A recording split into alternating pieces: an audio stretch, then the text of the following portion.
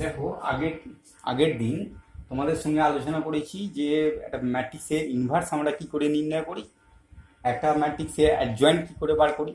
এই দুটো বিষয় কিন্তু খুব গুরুত্বপূর্ণ এই ম্যাট্রিক্স পদ্ধতিতে একঘাত সহজ সমীকরণগুলি সমাধান।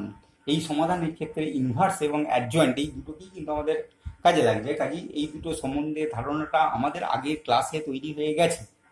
আজকে আমরা ম্যাট্রিক্স পদ্ধতিতে একঘাত সহজ সমীকরণগুলি কীভাবে সমাধান নির্ণয় করতে হয় সে সম্বন্ধে আজকে আমরা আলোচনা করব। এই সহজ সমীকরণগুলির সমাধানের আলোচনা করার আগে দুটো শব্দ আমাদের জানা খুব দরকার। একটা হচ্ছে কনসিস্টেন্ট, সঙ্গত, কনসিস্টেন্ট সঙ্গত, আর হচ্ছে ইনকনসিস্টেন্ট, ইনকনসিস্টেন্ট ইনকনসিস্টেন্ট অসঙ্গত। কনসিস্টেন্ট এবং ইনকনসিস্টেন্ট এই দুটো শব্দকে আমাদের নিয়ে আজকে আমরা আলোচনাটা শুরু করি। কনসিস্টেন্টটা কি? যদি কোনো একঘাত সমীকরণ, সহজ সমীকরণ আমাকে দিয়ে দেওয়া হল, এই একঘাত সহজ সমীকরণগুলোর যদি একটিমাত্র সমাধান থাকে তাহলে আমরা বলবো সমীকরণগুলো সঙ্গত। যদি ইউনিক সমাধান পাওয়া যায় তাহলে সেটা সঙ্গত হবে। আর যদি ইনকনসিস্টেন্ট হবে, অসঙ্গত হবে যদি সমীকরণগুলো কোনো সমাধান না থাকে। তাহলে সমীকরণগুলোর যদি একটিমাত্র ইউনিক সলিউশন যদি থাকে, যদি একক ইউনিক সলিউশন যদি আমরা পাই, ইউনিক সমাধান যদি আমরা পাই, তাহলে বলবো যে সমীকরণগুলো হচ্ছে সঙ্গত। আর যদি কোনো সমাধান না পাওয়া যায় তাহলে হবে কি না, অসংজ্ঞাত। অসংজ্ঞাত হবে কখন?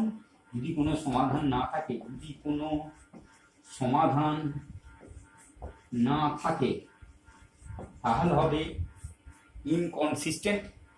আর যদি একটিমাত্র সমাধান পাই তাহলে বলবো সংজ্ঞাত বা কনসিস্টেন্ট। এই দুটো শব্দ আমাদের প্রথমেই জানা দরকার। এখানে এটা হয়ে গেল। এবার দেখো সহজ সমীকরণগুলোর সমাধান কিভাবে আমরা করব। যে সমস্ত সহজ সমীকরণ দেবে তাদের আমরা সমাধান কি করে করব। তাহলে আমরা প্রথমে মনে করি সমীকরণগুলোর যে একটা সমীকরণ হচ্ছে a11 plus a12 plus a13z, a11x plus a11y plus 13z সমান a1, a21x plus a22y 23z সমান k2, a31x plus a32y plus a33z সমান k3। এই তিনটে আমরা সহজ সমীকরণ নিলাম, একঘাত সহজ সমীকরণ নিলাম। এই সহজ সমীকরণগুলোকে আমরা একটা শর্ট ফর্মে প্রকাশ করতে পারি, সেটা হচ্ছে ax ইকুয়ালস টু b। এই আকারে প্রকাশ করা যাবে। এই সমীকরণগুলোকে আমরা ax ইকুয়াল টু b আকারে প্রকাশ করতে পারি, যেখানে a এর মানটা কত, যেখানে a হচ্ছে তোমার এক্স ওয়াই জেড এর সহগ নিয়ে যে ম্যাট্রিক্সটা তৈরি করা হবে সেটা হচ্ছে এ। এটা থাকে কেমন, a11 a12 a13 a21 a22 a23 a31 a32 a33 x Y Z এর সহগ নিয়ে যে ম্যাট্রিক্সটা আমরা তৈরি করলাম এটা হচ্ছে কোএফিসিয়েন্ট ম্যাট্রিক্স। এটাকে বলা হবে কোএফিসিয়েন্ট ম্যাট্রিক্স, কোএফিসিয়েন্ট ম্যাট্রিক্স। তাহলে এর মানটা বোঝা গেছে। এবার বি দেখো, বি আর এক্স। তাহলে এক্স এর মানটা কত, এক্স হচ্ছে এক্স ওয়াই জেড, আর বি k1 k2 k3। ডান দিকে যে সহগগুলো ছিল, ডান দিকে যে এক্স ওয়াই বর্জিত সংখ্যাটা ছিল সেটা হচ্ছে বি। তাহলে এক্স ইকুয়াল টু বি আকারে সহজ সমীকরণগুলোকে প্রকাশ করলাম, যেখানে এ মানে coefficient matrix, X Y Z এর সহগ নিয়ে যে ম্যাট্রিক্সটা তৈরি করা হচ্ছে, এক্স হচ্ছে যে ভেরিয়েবলগুলো ছিল তাদের নিয়ে ম্যাট্রিক্সটা, আর বি হচ্ছে যে টোটাল ধ্রুবক সংখ্যাগুলো ছিল ডান দিকে, সেই ধ্রুবক সংখ্যাগুলো নিয়ে যে ম্যাট্রিক্সটা সেটা। তাহলে সেই সহজ সমীকরণগুলোকে প্রকাশ করলাম এই শর্ট কোঅর্ডিনেটস, যেখানে বলে দেওয়া হলো এ কত, বি বিটাকে, আর এক্স এর মানটা কত। এবার দেখো এক্ষেত্রে এই যে আমরা বার করেছি A X equal to B, X equal to B, এটা আমরা লিখেছি এক্স ইকাল টু বি, ওই লিনিয়ার ইকুয়েশনগুলোকে এ আকারে প্রকাশ করেছি। এবার যদি ডিটারমিনেন্ট এটা নন সিঙ্গুলার হয়, আমরা ডিটারমিনেন্ট এটা যদি নট ইকাল টু 0 হয়, ডিটারমিনেন্ট এটা যদি নট ইকাল টু 0 হয়, তাহলে আমি বলেছিলাম দেখো এই ইনভার্সের অস্তিত্ব থাকবে, ইনভার্স এক্সিস্ট করবে। যদি ডিটারমিনেন্টে নট ইকাল টু 0 হয় তাহলে ইনভার্স এক্সিস্ট করবে, ঠিক আছে। সেক্ষেত্রে দেখো ইনভার্স এক্সিস্ট করবে, সেক্ষেত্রে আমরা বলতে পারি এই এক্স সমান বি আমরা পেয়েছিলাম এক্স সমান বি। এবার উভয় পক্ষে যদি আমরা এই ইনভার্স বি আমরা যদি গুণ করে দিই, এই ইনভার্স ইন্টু বি বাঁ দিকে দেখো গুণ করে দিলাম, তাহলে এই এটাকে এখানে আসে এই ইনভার্স ইন্টু এ সমান এই ইনভার্স ইন্টু বি, এটা লেখা যায়। এই এটাকে এর সঙ্গে গুণ করে দিলাম, তাহলে এই ইনভার্স ইন্টু এ মানে আমরা জানি আই ইন্টু এক্স সমান এই inverse into B, I into X সমান ইনভার্স ইন্টু বি। তাহলে আই ইন্টু এক্স কোন ইউনি ম্যাট্রিক্সের সঙ্গে কোনো ম্যাট্রিক্সে গুণ করলে কি হয়, এক্স, এক্স সমান কত হলো এই ইনভার্স ইন্টু বি। এই ইনভার্সের মানটা আমরা জানি কত, adjoint A by determinant A into B, adjoint A by determinant into B. X সমান হচ্ছে adjoint A by determinant A into B. তাহলে এক্স এর মানটা দেখো আমরা তাহলে পেয়ে গেছি, এক্স সমান হচ্ছে adjoint A by determinant A into B. এইটা হচ্ছে আমার মূল এক্স এর মানটা, এক্স মানে কত, এক্স ওয়াই জেড। তাহলে এক্স ওয়াই জেড এর মানটা আমরা এখান থেকে নির্ণয় করা সম্ভব। এক্ষেত্রে দেখো কিছু এইখান থেকে আমরা কিছু শর্তকে আমরা বার করতে পারি, এইখান থেকে আমরা কিছু শর্তকে বার করতে পারি। এক নম্বর এখানে নোট হিসাবে যদি আমরা দিই, এক নম্বর কি আসবে দেখো, যদি ডিটারমিনেন্টের মানটা নট ইকুয়াল টু 0 হয়, ডিটারমিনেন্টের মানটা যদি নট ইকুয়াল টু 0 হয়, তাহলে এই যে ডিটারমিনেন্টের মানটা নট ইকুয়াল টু যদি 0 হয়, তাহলে সহজ সমীকরণগুলি নির্দিষ্ট একক সমাধান পাওয়া যাবে। অর্থাৎ কি বলবো, প্রদত্ত সহজ সমীকরণগুলি সঙ্গত। এক্ষেত্রে কি হবে, সহজ সমীকরণগুলির একক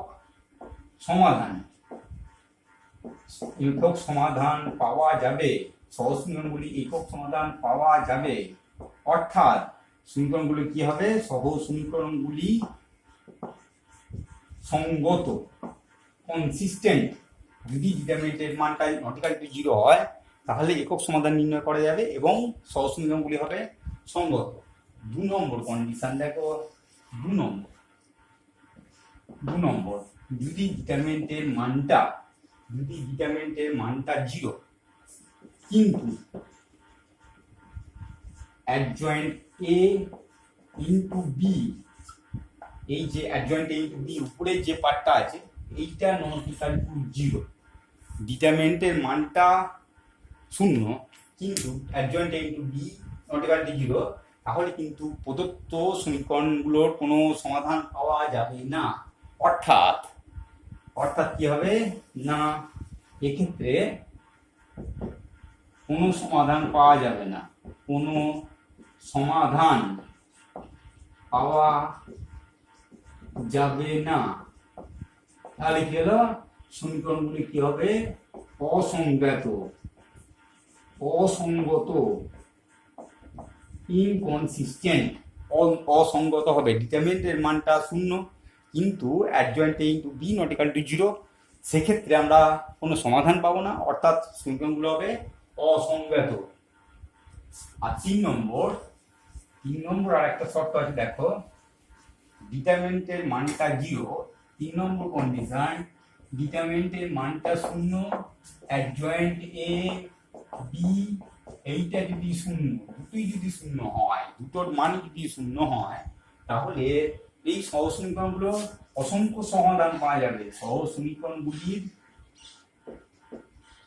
অসংখ্য সমাধান পাওয়া সম্ভব, অসংখ্য সমাধান পাওয়া যাবে। তাই 3টে শর্ত আমাদের কাছে এলো।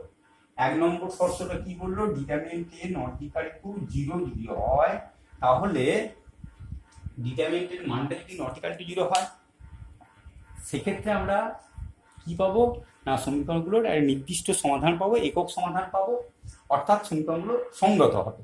2 নম্বর কন্ডিশন কি হলো, ডিটারমিনেন্টের মানটা 0 কিন্তু adjoint A into B not equal to 0, কোনো সমাধান পাওয়া যাবে না, সমীকরণগুলো অসংগত হবে। আর 3 নম্বর কন্ডিশন হলো ডিটারমিনেন্ট মানটা 0 হবে, অ্যাডজয়েন্ট এ ইন্টু বি এটার সমান 0 হবে, সেক্ষেত্রে আমরা কি পাবো, যে সমীকরণগুলোর অসংখ্য সমাধান পাওয়া যাবে। তাহলে আমরা আজকে শিখলাম যে কিভাবে আমাদের একঘাত সহজ সমীকরণগুলো যখন দেবে তখন আমরা কিভাবে আমরা সমাধান করব, এইটা আজকে আমরা শিখলাম।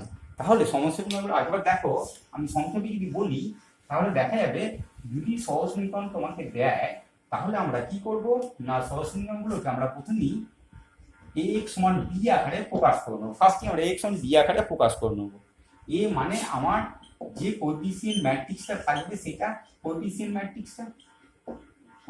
ম্যাট্রিক্সটা এটা হচ্ছে কোএফিসিয়েন্ট ম্যাট্রিক্স, আর x হচ্ছে যে ভেরিয়েবল গুলো থাকবে, ভেরিয়েবল দিয়ে যেগুলো থাকবে, আর বি হচ্ছে যেগুলো ডান দিকে কনস্ট্যান্ট নাম্বার গুলো থাকবে সেগুলো দিয়ে যে ম্যাট্রিক্সটা তৈরি হবে। এই তিনটে ম্যাট্রিক্সকে আমরা প্রথমে নির্ণয় করে নেব। এই ম্যাট্রিক্সকে নির্ণয় করার পরে আমরা কি করব, এই ম্যাট্রিক্স তিনটাকে নির্ণয় করার পরেই আমরা করব কি, x সমান a inverse into b, x সমান a ইনভার্স ইনটু b, এই a ইনভার্স আমাকে নির্ণয় করতে হবে। ইনভার্সের ফর্মুলাটা কি, adjoint a into b, adjoint a by determinant a into b। তাহলে অ্যাডজয়েন্ট a কি করে নির্ণয় করতে হয় আমরা জানি, a মানে আমরা ডিটারমিনেন্ট এর মানটা বার করব, b হচ্ছে ধ্রুবক, এই যে এটা b এর মানটা আমাদের কাছে আছে, তাহলে x এর মানটাও আমাদের জানা আছে x y z। এইভাবে আমরা কোনো সহজ সমীকরণ যখন আমাদের দেওয়া হবে, একঘাত সহজ সমীকরণ দেওয়া হবে, এইভাবে তাদের সহজ সমীকরণগুলোর সমাধান আমরা নির্ণয় করব। ঠিক আছে, তাহলে আজকের আলোচনা এখানেই শেষ করলাম, তোমরা এই দেখবে। এবার যদি কোনো সমস্যা থাকে সেটা ক্লাসে আমরা আলোচনা করব।